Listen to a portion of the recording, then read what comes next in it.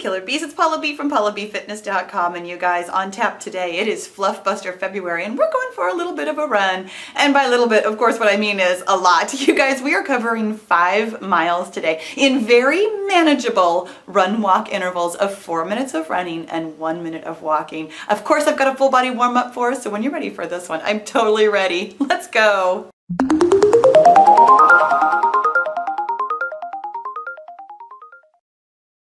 All right, you guys, we are going to get right into it, and of course that means that we are going to get started with a nice warm-up. Let's go ahead and get started with some high knees. You guys, I am so excited about today that I'm not even going to count this warm-up. I'm just kind of waiting until my legs feel a little bit okay. The thing about a long run like we're going on today is we have plenty of time to warm up. I've got my handy-dandy gym boss here set for intervals of 4 minutes of, I'm calling it running, but you know what? You can take it at whatever pace you want. Let's go ahead and do some booty kickers as well. But we're going to do 4 minutes of the faster pace and 1 minute of the slower pace. I'm calling it running and walking. A distance like this, I'm assuming that you have done some running and walking before, that this is probably a challenge for you, a little bit of a stretch. Hello, Rosie, are you going to come run and walk with us today? And then I know that it's going to be a little bit of a stretch for you to go a little bit further, a little bit longer, a little bit more like duration longer as well, but that you've probably got enough experience that maybe the pacing isn't going to be super difficult for you. Let's go ahead and do some squats as well. And yes, I know, squats for a warm-up, but you know what? Squats are one of the best ways to warm up literally every single joint and muscle in your whole lower body. My toes are cracking right now. I don't know if you can hear that on camera. My ankles are cracking right now. My knees aren't making too much noise, but I'm sure they will because that's what they do. My hips are getting warmed up. This is a great way to get your glutes firing, your quads firing, your hamstrings working, gets your calves a little bit of a stretch. You know, it gets everything warmed up and ready to go because, man, we are going to go today. Are you excited about doing 5 miles? I know, 5 miles is kind of a big deal. Now, I will tell you, your results may vary. You know, I do have to give that little disclaimer when we do these running and walking indoor. We're going to do some leg swings as well, so go ahead and hang on to something. I'm doing a forward and backward leg swing.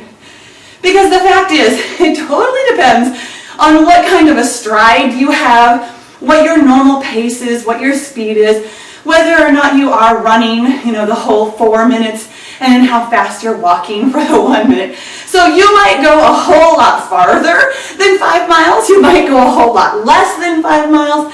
We're actually running for time today. And what that means is that we're going to go 11 pairs of intervals. So 4 minutes of running and 1 minute of walking, which is 5 minutes total. Yes, I did math before we even started. Let's go ahead and do the other side as well. But so we're going to go 11 of those pairs for 55 minutes. That's about an 11-minute, in fact that is an 11-minute mile if we are able to cover 5 miles. And that's pretty, well, it depends on how long you've been running as to whether or not that's an aggressive pace. It's a good pace. It's going to be fast for some of you, and it might be slow for some of you too. Really the point of today is just to get our heart rate up, burn some calories, have some fun, have a little conversation, and push ourselves just a little bit. It's Fluff Buster February, you guys. Go ahead and hang on with both hands. We're going to do a lateral leg swing. Oh my gosh. This is my favorite of the dynamic warm-up exercises. You don't realize just how tight your hips are until you warm them up like this.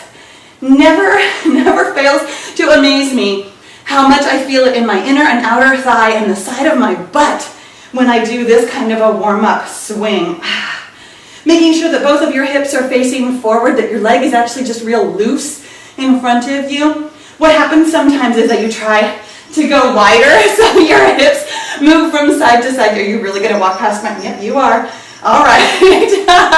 She usually stays away from my swinging feet. She knows better. I do this warm-up every day before I go for a run.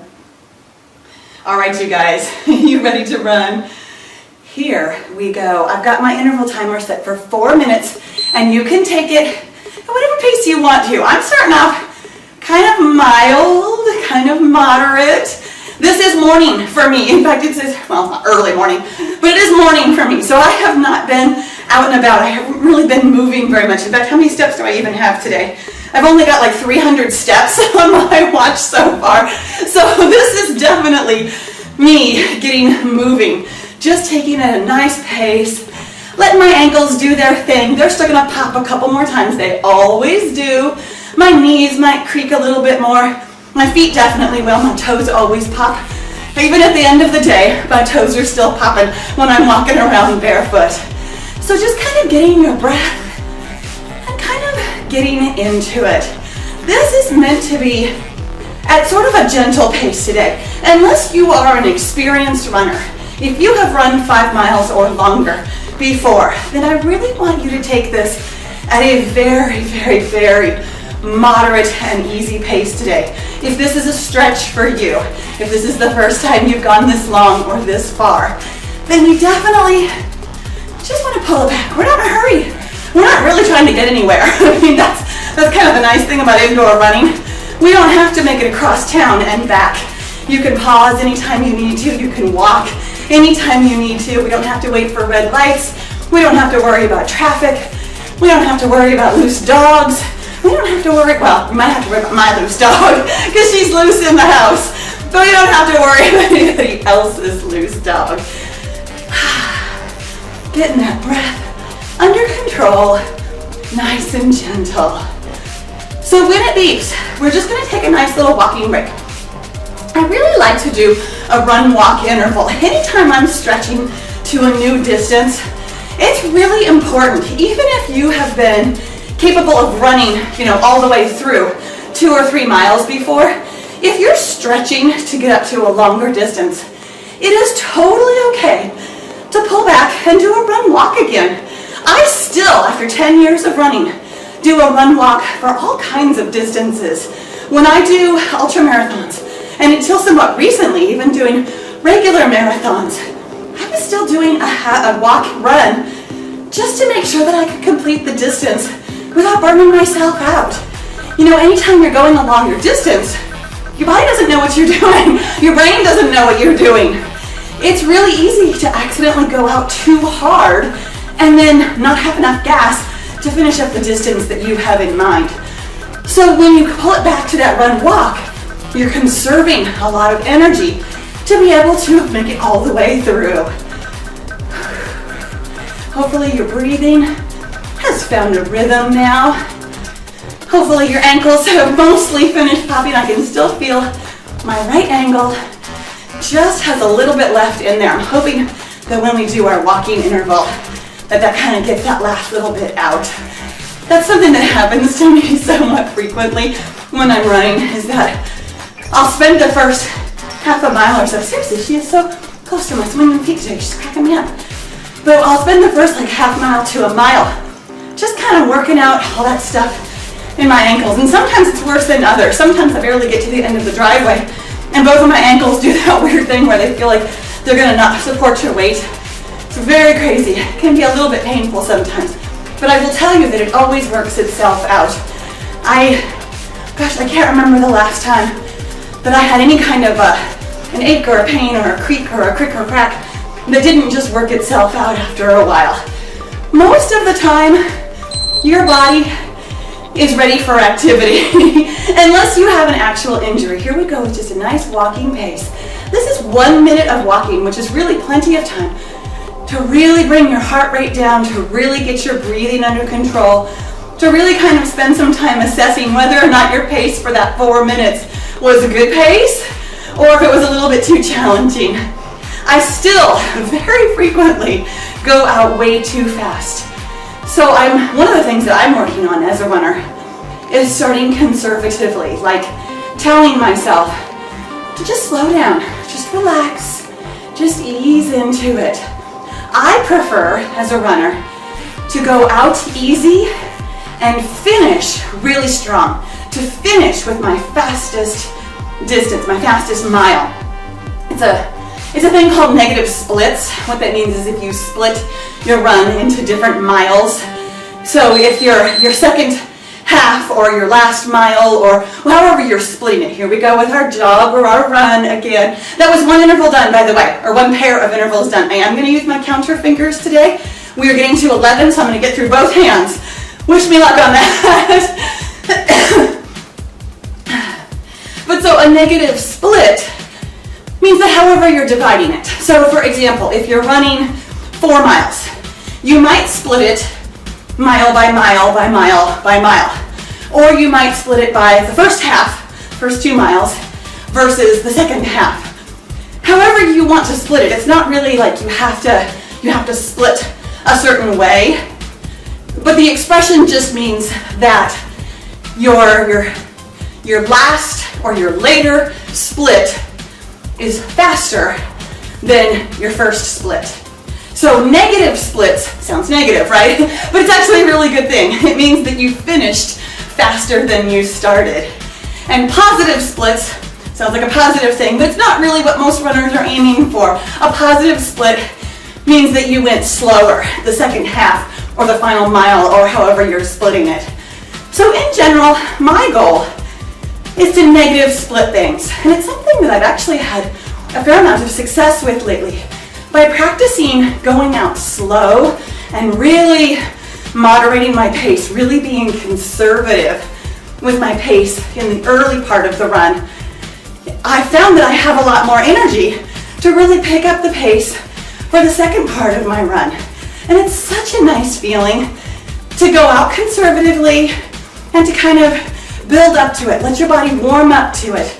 Let your mind warm up to it. Let your mind relax and just get involved in the run. In fact, I'm going to stop talking here pretty soon. I'm hoping to have some kind of energetic music for us today so that we can just relax into the run, where you can think your thoughts. You can do your thing. One of the many things that I love about running really is listening to music. And I won't be able to use anything copyrighted, like I won't be able to put on the music that I listen to when I run. Plus, I mean, normal people probably don't like the music that I listen to when I run. But I'll put on something energetic so that you can relax into your run. Feeling good. Starting to feel that relaxed feeling already, actually. Let your shoulders relax. Let your hands just swing like they're gonna swing, indoors or out. Just let your upper body hold you upright. Your core should be in tight. That's how you can get some good power for your run. But your shoulders and your arms should feel nice and relaxed. Looking more or less straight ahead. I tend to look down a little bit when I'm running outside, just because I like to make sure that I'm not gonna trip and fall. But when we're running indoors, I have the ability to look up a little bit more. But by keeping your shoulders relaxed, letting your chest be more open, you can get deeper breaths. Even though it's hard to breathe deeply while we're running, you can get more of a breath to be able to go longer. You need oxygen to be able to run. So you want to make sure that you're taking in as much as you can.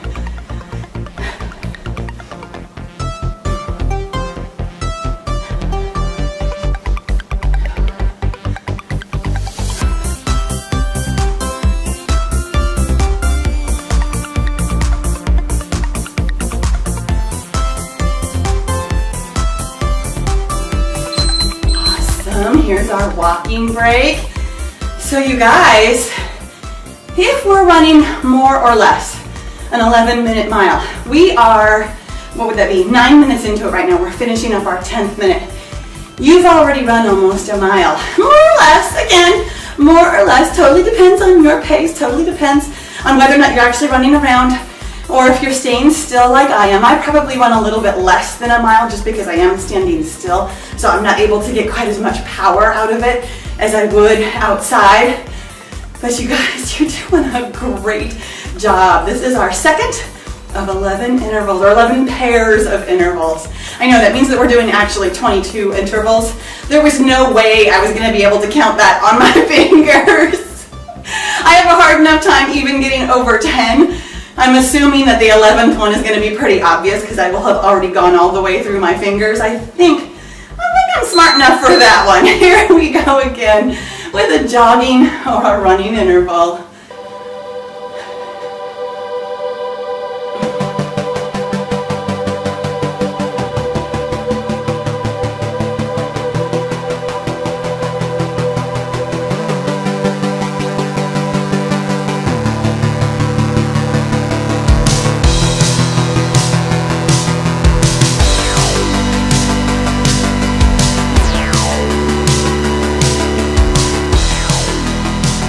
You know, one of the tricks to running longer distances, especially the first time, is just reminding yourself that you're capable of it.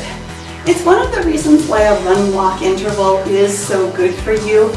You know you've got a built-in break. You know that you can walk. Especially if the 4 minutes doesn't seem super challenging for the running portion, then that's good. You actually, especially the first time you're going a new distance, you don't want any part of it to feel overwhelmingly challenging. Going into it with a positive attitude, a good feeling, that confidence, like, okay, this is something I know I can do, that's actually more than half the battle. You're gonna fight your brain. The longer distances you go, the more your mind is gonna be like, no, you know what, we really don't need to be doing this anymore. This is hard. This is too much. Everything hurts. I don't wanna. So you're gonna need to feel that confidence before you start moving so that you can shut that voice down, so that you can remind yourself, no, I've got this. I'm gonna take walking breaks. I'm not too far from home. I can always turn around. You know, all those kinds of things that you might need to tell yourself. But this is totally okay. You've totally got this.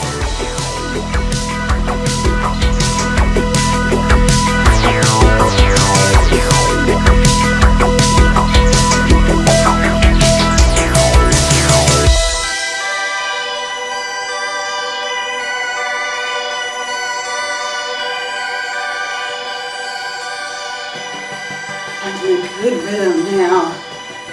Legs are starting to feel like they're moving kind of out of muscle memory. Not too tough. Nice and relaxed. Just moving and grooving. Letting the world roll underneath your feet. This is my favorite feeling. When your body starts to relax into the motion. It took a long time for me to feel relaxed while I was running. I know that's a funny word, and if you don't feel it yet, I promise you will eventually. When you keep at anything consistently, it does get easier and easier and easier. And I'm gonna say that it probably took me, gosh, at least a year. I had done a fair amount of running before I felt relaxed while I was running. You know, I would feel relaxed afterwards. I would feel like, okay, you know, I worked some stuff out in my mind. I get that rush of endorphins, you know. It felt good to run, but it didn't feel good while I was running for a really long time.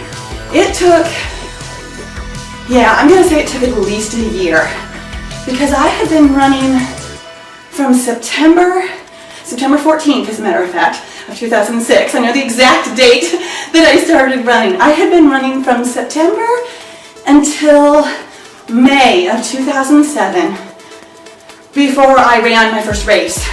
So I had been running, whatever that is, 3, 5, 8 months before I challenged myself to like run something, you know, to try and run a distance, to try and run in public. We're walking now, good job. This is our third pair. You are rocking this.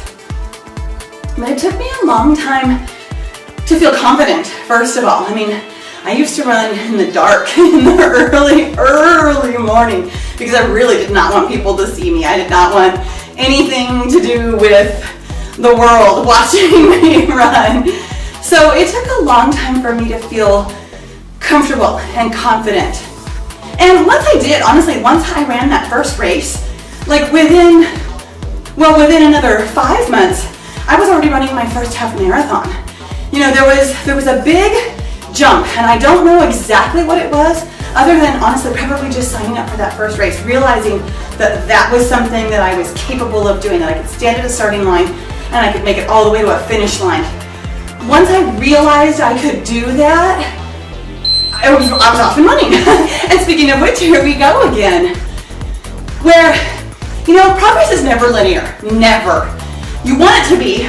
We as ordered thinkers, as categorical, linear thinkers, we really want, I started running here, so by the end of 6 weeks I should be able to run this. At the end of another 6 weeks I should be able to run this. At the end of another 6 weeks, boom, boom, boom. And your body doesn't work that way, your brain doesn't work that way, and I honestly think that it is more your brain than your body. My body was probably 100% capable of running more, of running faster, of running longer, of running whatever I asked it to do. But my brain really wasn't sure. I did not think of myself as a runner, like at all, like at all. I pictured every time I went outside, oh gosh, I probably had been running for 4 or 5 months before I would actually say the words out loud, I'm going for a run. Up until then, it was, I'm gonna try running. I'm gonna try running. And I had been running for months. I've been running for miles at a time. I could do 1 or 2, maybe even 3 miles already at that point. But I was still trying to go for a run. And eventually, my brain caught up with my body, and I finally started saying, I'm going for a run. But even then, there was a little something in the back of my mind that was like, I'm not sure. I'm not sure how far I can go. I'm not sure what I can do. I still encounter that voice once in a while. I'm not sure. What am I capable of? How hard can I push? That voice of negativity is going to be something that you fight against. But fight the good fight. Your body is capable of running. The end. You were literally meant to run. Your body is meant to be in motion. Your body is meant to be fit. You are meant to run. It is your biological destiny to run. Whether you like it or not, whether you feel capable or not, could be totally different. But you are capable. Your body is capable. And your body wants to run. We, as a species, humans, are good at this. Now, how good you are personally, how good I am personally, yeah, a lot of that's going to have to do with how much you practice, how long you've been running, how old you were when you started. I was in my late 30s when I very first started running.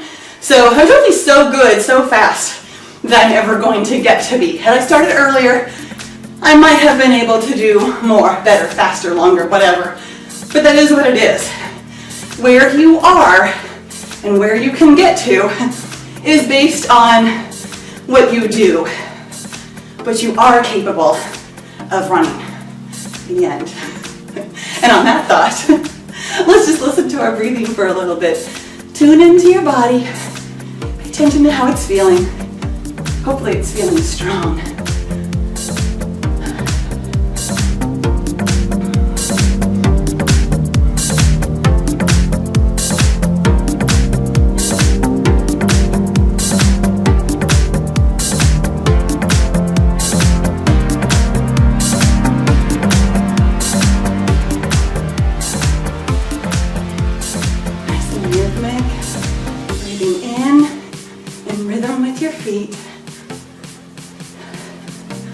My body this morning is feeling very sloshy. I had a lot of water today. I realized this morning that I didn't drink enough water yesterday, so I was trying to start off my day with plenty of water. You can hear it with every step. Speaking of steps, we are walking now. Oh my gosh, you guys, this is our 4th pair. You are killing the game today. You are doing so awesome. Bring that heart rate back down a little bit. You can get a sip of water if you need to. In fact, for this kind of distance, for this kind of length of running, I apologize for not mentioning it, but your body has enough energy for just about an hour. We're gonna go a little under an hour today, but if you do run longer than an hour, or even up to an hour, you might find yourself feeling very hungry. You definitely will find yourself feeling thirsty. I've made enough adaptations, because like I said, I've been running for 10 years, so that I don't need water in quite the same way that I did when I was a newer runner. But hopefully you have something nearby. If not, you can pause the video and grab a little sip of something to drink. You want to make sure that you keep your body hydrated for this duration. of a workout. And here we go with running again. And especially if this is the first time that you have run this kind of distance or duration, make sure that you get something to eat and drink as soon as you can afterwards. You want to make sure that your body starts repairing itself and making sure that you're rehydrating as quickly as you can. I get asked about this a lot, actually, as far as like sports drinks or what I should eat or when or how. The fact is, yes, technically speaking, if you are an elite athlete, there is an exact scientific way that you should eat and drink before and after your athletic endeavors. I will tell you, as an athlete who is not an elite athlete, but as an athlete, that I have found that it doesn't always work for me. You know, that scientific way is, well, first of all, it's a body that's younger than mine, generally speaking. People who are at their peak, at their, like Olympic performers, they're going to be significantly younger than me. So their needs are going to be a little bit different than mine. I personally, through years of trial and error, have found that I cannot eat within an hour of going for a run. It's very difficult for me to digest. I think my stomach just empties kind of slowly. I don't have any better explanation for it than that. But I need the energy. I have to eat before I run. But I don't want to eat super duper close to the time that I'm trying to run, especially if I'm trying to run fast. Before a race, for example, when I'm really trying to put out the energy, I have to eat at least 2 hours. And sometimes even 3, which sounds like a long time, like 3 hours. 3 hours in a normal day, I'd be hungry in 3 hours. And yet for a race, specifically for a race, because I get nervous, I need to make sure that my stomach's had plenty of time to empty itself out so that I don't get sick while I'm running. And I have also found that depending on the energy expenditure, I might be hungry immediately afterwards, or I might not be. Olympic athletes need to eat something almost right away. There's like a 30-minute window where you need to start refueling your body. You need to get in carbs and protein and stuff like that. I don't react well to that personally. I can take in some very simple carbs. Like I will sometimes drink, well, I'll use the brand name. I'll sometimes drink Gatorade. You don't have to drink Gatorade, you can drink whatever you want. But sometimes I will drink like a sports drink because I have found that that helps me feel a little bit more even keeled. And I need a little bit of calories kind of right away, but I'm not really ready to eat. So sometimes, like, if you've ever done like a 5K race or something, they'll have lots of food afterwards. They'll have bagels and bananas and all kinds of stuff. And I'll grab it, but I won't be able to eat it until much later. Usually I give it to my kids because it's not something that I personally can stomach right after I have run really hard or really fast, which is generally speaking what I try to do when I'm at a race. It's very rare for me to go to a race and just kind of run. When I go to a race, I'm trying to give it my absolute best. I'm trying to be an Olympic athlete, So for me personally, eating and drinking, I need a lot of space in between my athletics and my eating and my drinking. You might feel very different. When I first started running, that window was much smaller. I needed to eat right before I went for a run. Sometimes I needed to eat during a run. You might find like a sports drink or something while you are running really helps you keep your energy level up. I don't need that anymore, but I used to. So you're going to want to experiment with it as you go longer, as you do, duration events like this. As you are exercising for an hour, you might really find that your needs are very different. And it might be very different very suddenly. We are walking, we're going to catch our breath again. You guys, this is 5. We are almost halfway done. Oh, rock star. But you will find that your body might very suddenly lose all of its blood sugar, especially if you are a newer exerciser. If you have not been exercising for somewhere between 6 months to a year, your body will fluctuate very fast, especially if you are very used to 30 minutes of exercise, maybe 40 on a long day. But generally speaking, if you're somewhere in the 20 to 30 minute range almost all the time, and then you do something like this where you go much longer, your body will not know what to do with this energy expenditure. So you might find yourself quite suddenly feeling a little bit clammy, feeling a little bit sick to your stomach, hopefully not feeling dizzy. Those are all signs that you need calories right now. Pause the video and get yourself calories. And here we go again with running. Awesome. Okay, so I'm letting my hand relax because we are already done with 5. So I'm just gonna remind myself of that. The next one is the next hand. Sometimes I have to say these things out loud so that I remember. You guys, I'm not young anymore. I have to say things out loud to remind myself of them. And even then, sometimes it's tough for me to remember, especially if we're chatting about, you know, everything else. And actually, speaking of that everything else, that dire warning that I was giving you, learning to pay attention to your body's signals, specifically your blood sugar signals. You know, this is something that, honestly, we as a society really ignore our body's signals. We have all taught ourselves that we eat breakfast at a certain time, we eat lunch at a certain time because that's when you get your break from work. We eat dinner at a certain time because that's when you're done with work and you got home and you were able to cook. We have learned how to ignore that you are hungry. We've learned how to ignore that you have to go to the bathroom. We've learned how to ignore all of the signals that our body is sending us. But sometimes it's really important to pay attention to it. Like, well, it's always important, but sometimes it's truly vital to your safety to pay attention to it. And while you are exercising is one of those times that you really need to pay attention. If you feel fuzzy thinking or like you're just not quite right, stop. Especially if you're at home, an indoor workout, stop working out. Get yourself some water, sit down for a second, assess what's going on with your body. We very frequently try to push ourselves to lose weight. And this is something that can be super, super dangerous for you. If your blood sugar plummets, that's not good. That's not gonna help you lose weight. You're not, I'm burning enough calories. No, you're sending your body into this weird state where it doesn't know what to do. Your body will lose weight when you are eating the exact right amount. And yes, it's a little bit less than you're expending. You want to eat less than you're expending, but not a lot less. If it's a lot less, your body won't know what to do with it, and it'll just hang on to everything. It'll store everything as fat. But if you're eating just a little bit under, you're never gonna get that super low blood sugar feeling. You might feel a little hungry, especially when you're ready to eat again, if it's been a couple of hours. But you're never gonna feel sick. You should never feel sick. Even when you're losing weight, you should never feel sick or ill or that clammy low blood sugar feeling. That feeling is telling you that your body doesn't know what it's doing and you need to take care of it.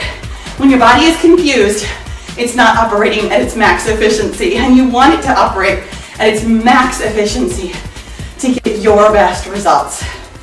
And if you're not running to lose weight, if you're just running to run, you still have to pay attention to that. It actually took me a really long time. Your body makes some adaptations very fast, and it makes some of them very slow. That energy in and energy out thing, it takes a long time. We feel like, I've made the resolution, I'm gonna start working out, that we can just jump right in and do a lot of activity. Your body has no frame of reference for that. If you have not been exercising, your body has no idea how to efficiently put out energy. It's why when you very first started exercising, you know how you sweat so much? Your body had no idea what to do with you exercising, and it just poured the sweat off of you. All right, you guys. Hey, there I am on my second hand with my sixth pair of intervals. Awesome job. We are now well over halfway done. But as you get better at exercising, you don't sweat quite as much. I don't know if you've noticed that. Now, it might be subtle. I actually am a very heavy sweater myself. I sweat a lot almost any time I work out. So it's hard for me to say, oh yes, I sweat so much less. I sweat a little bit less than I used to when I first started exercising. So you might start to notice changes like that. As your body gets more efficient at what you're doing, you'll sweat a little bit less. It also means you're burning fewer calories. This is the good news, bad news situation. As you get more efficient at what you are doing, your body doesn't need as much energy to do it anymore. So after you've done the same workout over and over and over, it stops being quite as effective unless you change it up in some manner. Here we go again. Awesome. Nice and gentle. Really feeling like you're in the rhythm now. You guys, this is what I consider like the sweet spot.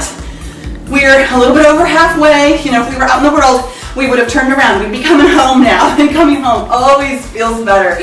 So this is where you can sometimes get in those negative splits like we were talking about, where you're like, oh, okay, I've done as much, I've done the first half, and so now all I have to do is finish that up. So this little sweet spot, these kind of middle miles, as I call them, is where you might start to feel really good. Now you still want to be kind of cautious. We still have a few more intervals left, but you can start kind of picking it up a little bit. Kind of start really relaxing into it. This is where we start to feel that relaxing thing, where your brain is like, okay, I'm just running. I'm not thinking about work anymore. I'm not thinking about the argument I had with my kid this morning. I'm not thinking about, whatever it is, you've probably kind of worked through it. Now it's just time to enjoy.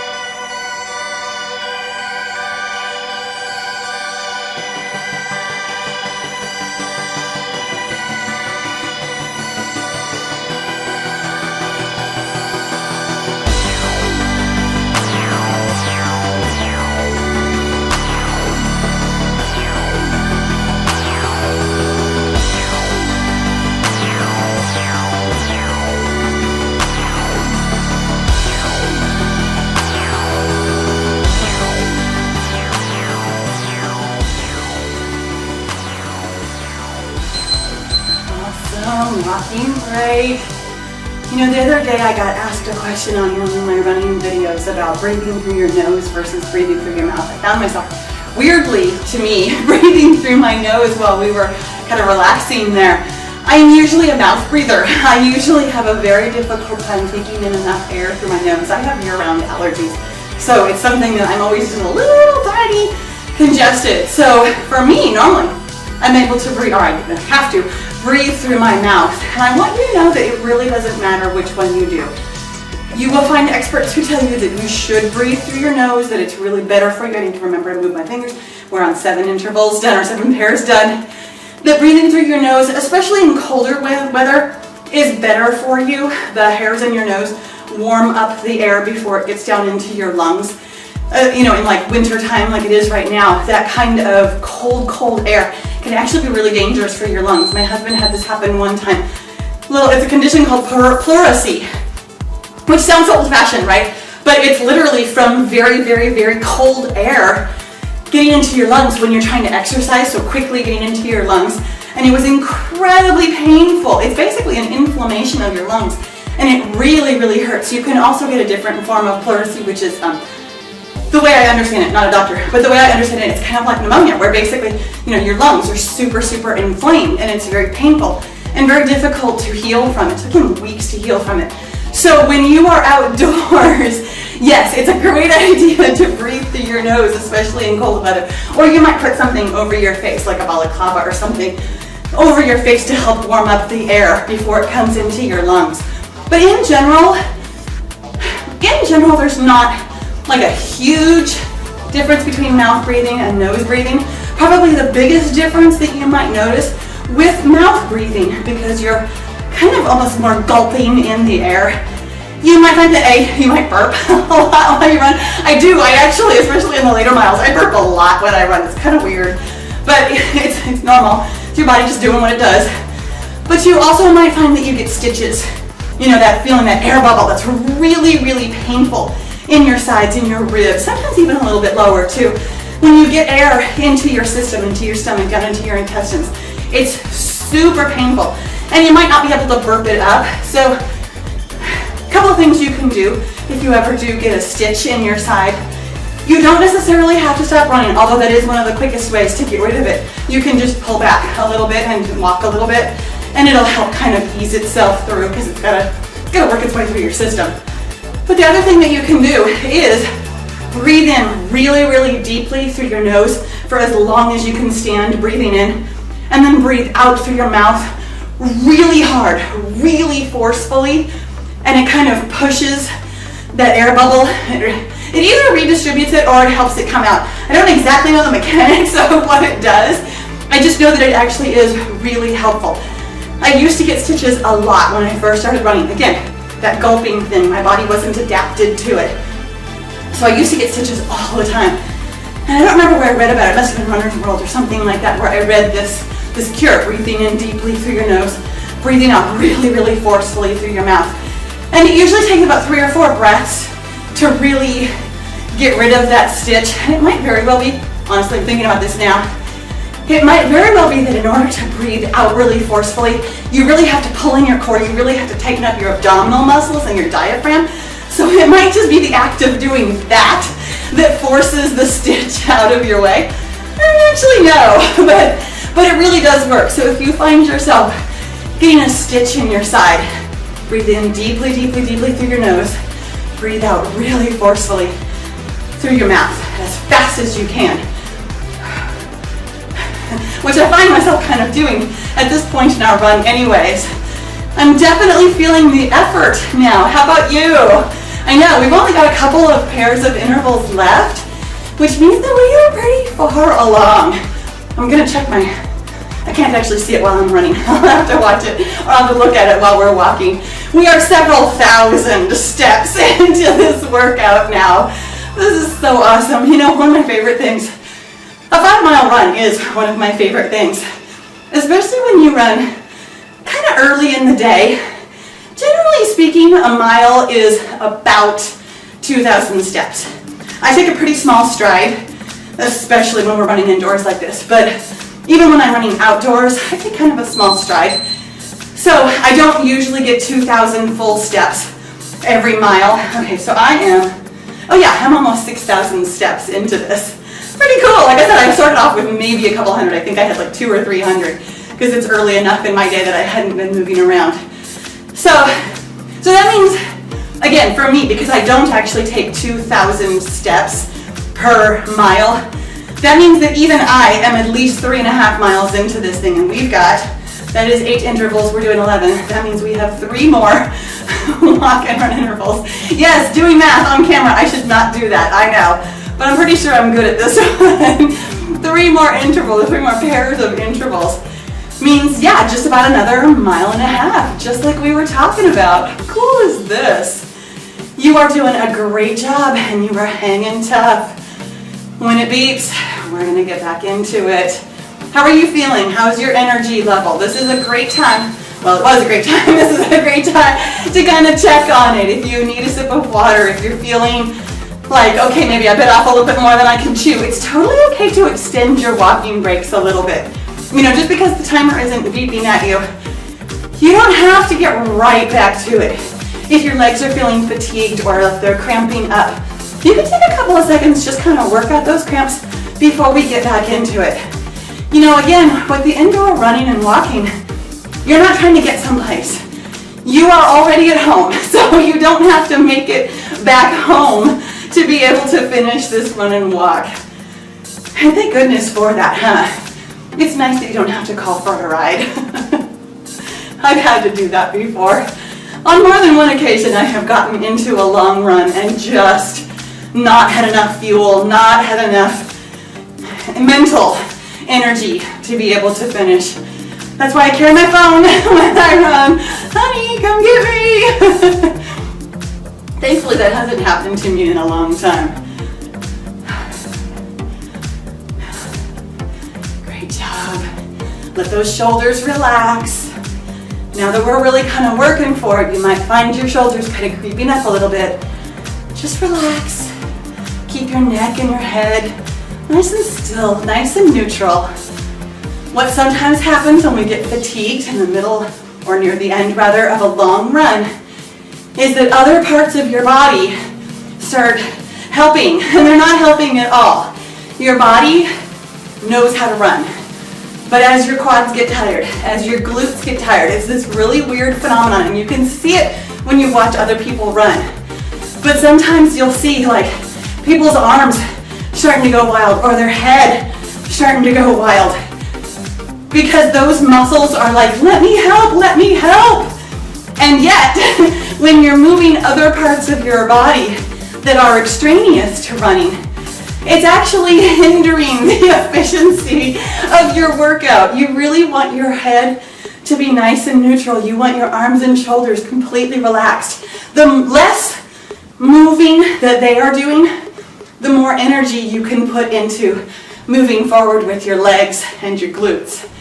So you want to consciously be thinking about relaxing that upper body, keeping it as neutral as you can, letting your lower body do the work. Now, that's not to say that your arms aren't doing any of the work.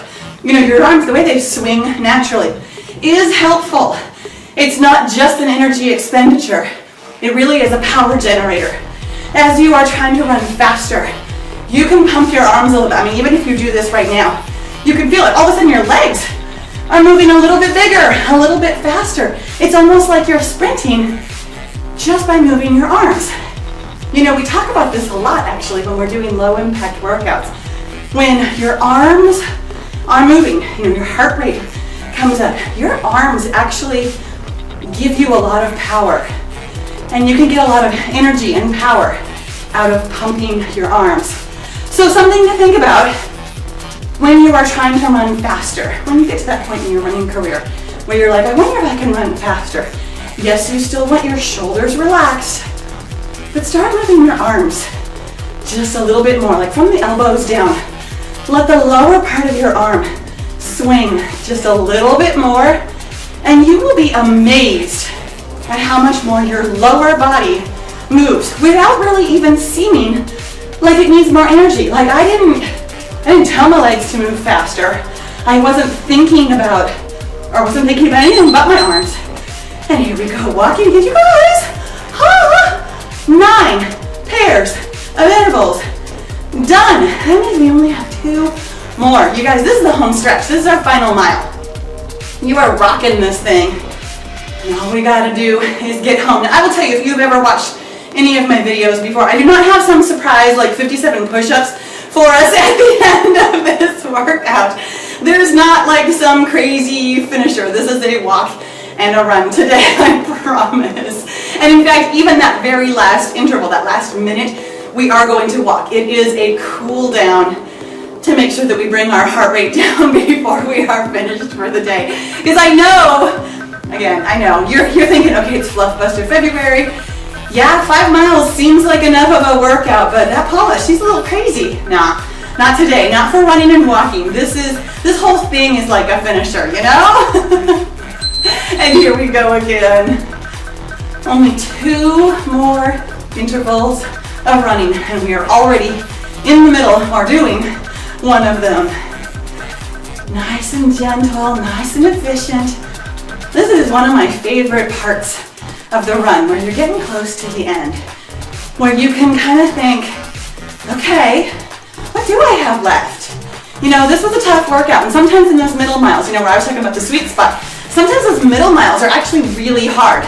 It can go one of 2 ways. You know, if you're having a really good run, you might feel so energetic and so good during those middle miles, and then really kind of have to work for it at the end here. Sometimes those middle miles are really tough, because you're like, okay, this is the farthest I'm gonna be away from my home if you're out in the world. You know, if you go in like on an out and back course, you're like, okay, I'm only halfway. Sometimes that only halfway feeling will kind of sink in, and you're like, it was hard to run this distance, and I still have to run this distance again. Working through either one of those mental things, you know, stopping yourself from going too hard during the middle mile so that you can keep some energy for the end, or picking yourself up during the middle when it gets tough and reminding yourself, all you gotta do is finish it up. That's all we gotta do now. We're at that point. All we have to do is finish this up.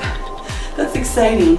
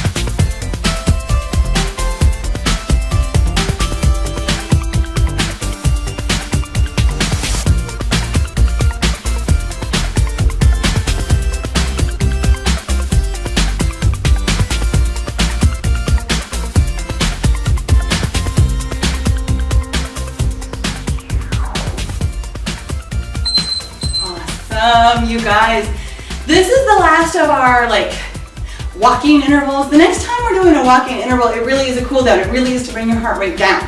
So this is the last of our power walking, trying to get some distance in kind of intervals. I'm done with fingers. The next run interval is the last run interval. This is an exciting time. You have really done a great job today, pushing yourself, going further, going a different distance. Maybe this is the first time you've run this far indoors versus outdoors. Whatever you've done today, you have done a great job. When it beeps again, our final run interval. I know I just made a big point of saying that, oh, I don't have a finisher for you, but you know what, there's always kind of a built-in finisher. When you know it's the last running interval, there's just something in there that's like, well, let's see what we've got. So let's see what we've got. Let's give this a good amount of energy. Let's finish strong with some negative splits, which are actually positive for you. But let's really put it all out there. You know, one of the reasons that I run is to race. And one of the reasons that I race is to do just that, to test my limits, to see not just how far I can go. Sometimes it is testing my limits, to see how much distance, how long I can stay on my feet.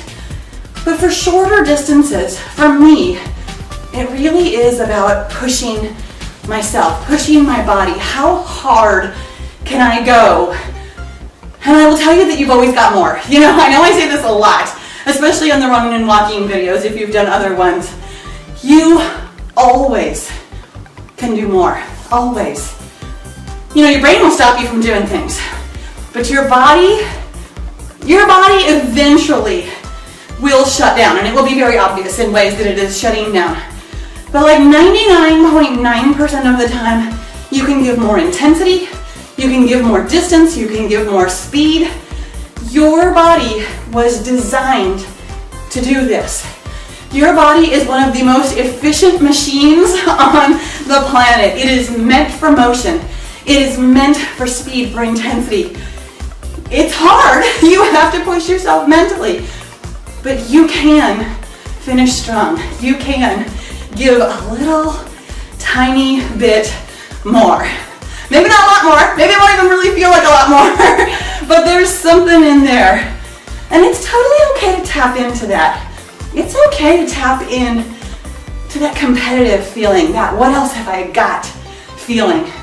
It can be a little bit scary at first if you're not used to feeling that way. But it's not about beating other people. It really is about bringing out your best.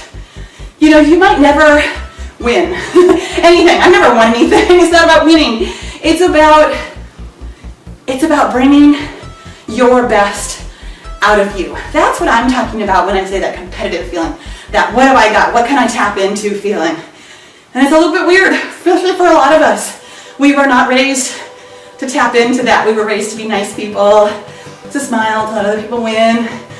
It's okay to see what you've got in you. That's what we're doing right now. Go ahead, pump those arms a little bit more. What have you got in you? We don't have a lot of time left, and the next time it beats, we're doing a cool down walk. We're not doing a power walk. We will be done. We will be better than done. In fact, we will be on that cool down, on that bring your heart rate down, on that done, done, done, done, done feeling. So let's push it a little. This is our little built-in finisher. This is the one I promised you we weren't gonna have. But at least it's not 57 push-ups, right? Like, I don't think I could do 57 push-ups right now, or probably ever. 57 is a really big number. Awesome. How's that feel? You didn't know you had more, huh? And yet there it is. When you ask it to be there, it's there. You can get more out of it. My stomach is still really sloshing at this point. I wonder if you can even hear this. I'll turn up the music a little bit so you can't. It is gurgling and burgling. It's pretty funny. Note to self, don't drink that much before a running workout.